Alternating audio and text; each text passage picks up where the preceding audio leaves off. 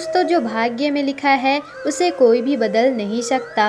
और दोस्तों कहा जाता है कि हमारे जीवन में जो भी घटित होता है वो पहले से ही निर्धारित होता है। और दोस्तों हमारा जन्म कहाँ होगा एवं कब होगा, हमारी मृत्यु कहाँ कब और कैसे होगी एवं विवाह कब होगा और किसके साथ होगा, ये भी हमारे भाग्य में जन्म से पहले ही विधाता लिख देते हैं। और दोस्तों इसीलिए कहा जाता है कि जो भाग्य में है उसे कोई भी बदल नहीं सकता। परंतु दोस्तों जिस तरह हमारा आज का किया गया कर्म हमारे भाग्य का निर्माण करता है, उसी तरह कुछ पिछले जन्म के फल शेष रह जाते हैं जो हमें इस जन्म में मिलते हैं। और दोस्तों अपने कर्म से ही प्राणी वह जन्म लेता है और अपने कर्म से ही वह मृत्यु को प्राप्त भी हो जाता है। उसके जीवन में सुख दुख भय जो भी होता है उसके कर्मों का फल ही होता है।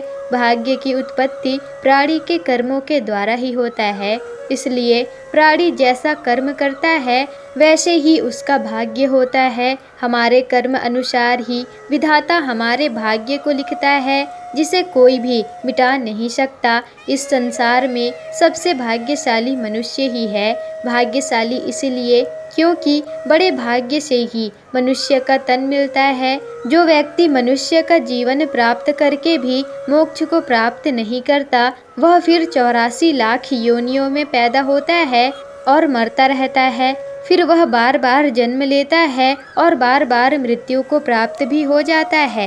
प्राणी का यही चक्र चलता ही रहता है। इसलिए मनुष्य का जीवन विलासिता के लिए नहीं है, लोभ के लिए नहीं है, दुष्टता के लिए नहीं है, पाप कर्म के लिए नहीं है, दूसरों को पीड़ा देने के लिए नहीं है, घमंड के लिए भी नहीं है दोस्तों, बल्कि मनुष्य का जन्म अपने कर्मों को सुधारने के लिए है। सब अपने कर्मों को बताने के लिए है। कर्म सभी सुधरेंगे और अच्छे कर्म बनेंगे जब हम न्यायप्रिय होंगे, दूसरों के दुख सुख को समझेंगे, दयावान बनेंगे, दूसरों को पीड़ा नहीं देंगे, धर्मात्मा एवं पुण्यात्मा करेंगे, बेजुबान जानवर पशु पक्षियों एवं जीवों पर दया करेंगे, अपने एवं दूसरों के हित के लिए कर्म करेंगे, लालच नहीं करेंगे, गृहस्थ जीवन में भी रहकर ईश्वर की भक्ति करेंगे। अच्छे कर्म ही अच्छे भविष्य का निर्माण करते हैं और कर्म के अनुसार ही विधाता भाग्य को लिखता है